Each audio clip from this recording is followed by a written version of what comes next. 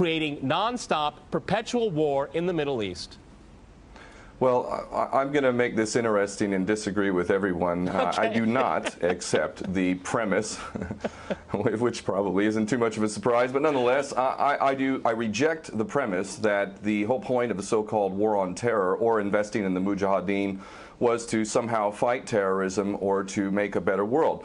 I would argue that if you really want to know what's happening with Middle Eastern policy, then you must read Oded Yanan's A Strategy for Israel in the 1980s. Now, in that document, which is pretty much being played out to a T right now and has been for many years, there were serious objectives for Israel. And Israel's main objectives were to expand and grow in line with the Greater Israel Project. And in order for it to do that, there would need to be an excuse to justify the expansion of Israel. And in order to do that, we would have to sow the seeds of sectarian hatred and violence in the region. The #1 target of this plan was Iraq. We've achieved that. That's not a failure. That's actually a success. Iraq is a failed state largely. It is an absolute basket case. Sectarian hatred is absolutely insane. We see the beheadings and all of this madness, and we think it's a disaster. No, it's not at all. In fact, it's all part of the plan to break up Iraq into 3 different states.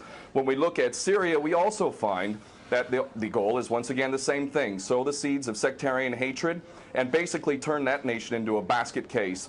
This is happening according to plan as well. Now, ISIS, funny enough, could stand for the Israeli Secret Intelligence Service. Many people are seeing the very big benefits to the state of Israel, the so-called Jewish state of Israel, by the breakup and the balkanization of the surrounding states. So actually, if you believe what's being told to you, and I just don't know why anyone would believe anything that comes out of the mouth of virtually any Western leader, whether it be Obama or Bush or any of the rest of them, all of these people are nothing but patent liars, and everything they say is pretty much the opposite of the truth. So I don't accept virtually anything they say. Okay, good. Okay, Peter, if I can go to you in New York. I mean, there is absolute continuity between the policies of Iraq and breaking it up and breaking up Syria as well. It is beyond naive to suggest that the U.S. doesn't have its fingerprints all over ISIS. In fact, tell me this: why has ISIS never once, or al-Nusra Front or al-Qaeda, not once have they attacked Israel? In fact, ISIS militants are getting medical attention in the Golan Heights and in Israel itself. What does that tell you? There is absolute continuity, but the actual policy, just like the Project for a New American Century laid out very clearly, that a, quote, new Pearl Harbor would be necessary to achieve this goal of full spectrum dominance, you could never tell the American people, or the world for that matter, we're going to fight wars of aggression where we're going to have to invade and occupy, we're going to have to spend hundreds of billions, if not trillions of dollars to achieve the goal of full spectrum dominance, which is to control, absolute control over air, land, sea, and space and cyberspace. The American people never would have bought it, so you can't tell them that. You have to tell them a bunch of lies, and we see this over and over again. What you have to do, Ken, if I can go, it would actually be a question that there must always be a boogeyman. In fact, you're sitting in Russia now. For 50 years plus, we were fighting this Cold War that really was an absolute charade to begin with. There never really was a threat of a Soviet invasion. And for decades, we spent insane amounts of money developing nuclear weapons to the point of really completely, totally collective insanity. And here we sit today in a world that threatens a third world war with a policy that is clearly intended to totally destroy Syria. Let's see what happens.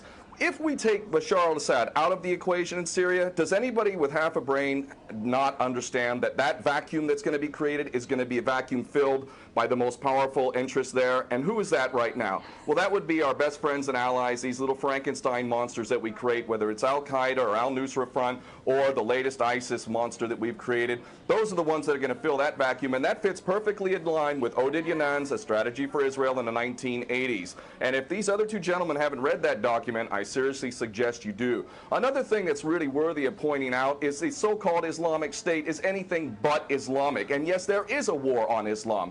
Islam is very understood by many Muslims around the world to be absolutely 100% forbidden for you to forcibly convert somebody to Islam or kill them.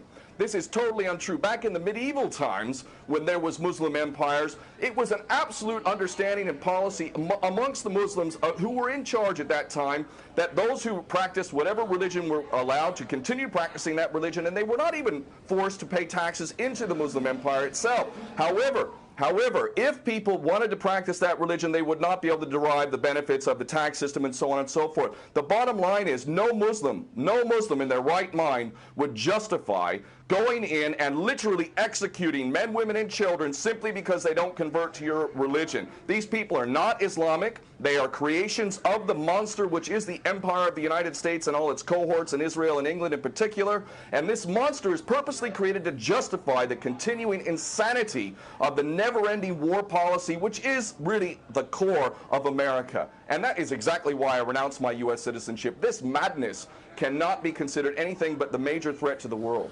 Okay, Peter, in New York, one of the things we've seen... Well, there are very obvious solutions. One is to arrest the traitors in the U.S. Congress and White House who have sworn to uphold the U.S. Constitution, and somehow the American people have sat by while the president has afforded himself the power to execute anyone, anywhere, anytime, for any American citizen to be detained without any due process of law, no representation, incognito, and theoretically, he could be condemned to death by a military tribunal in secret and executed. All of this operating under supposedly the United States Constitution. So all of these traitors need to be arrested, first and foremost. When Netanyahu came to the Congress a couple years back, he received 29 standing ovations by these cowardly chicken hawk traitors. So the American patriots need to stand up and grab a pair and ultimately have some integrity and get rid of these traitors. Secondly, cut off all funding to Israel. Israel is a pariah state, a criminal state. It is committing active policies of genocide by the legal definition of the word according to Black's Law Dictionary.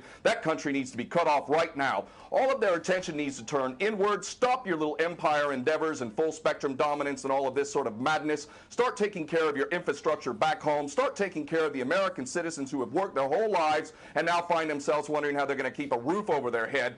All of that is very obvious and very sensible. Or America can continue to decline into an absolute total pariah state, hated and resented around the world, and maybe bring the whole world into World War III. I would prefer that we do the former instead of the latter, but ultimately we need some serious change in government, and that means getting rid of these traitors.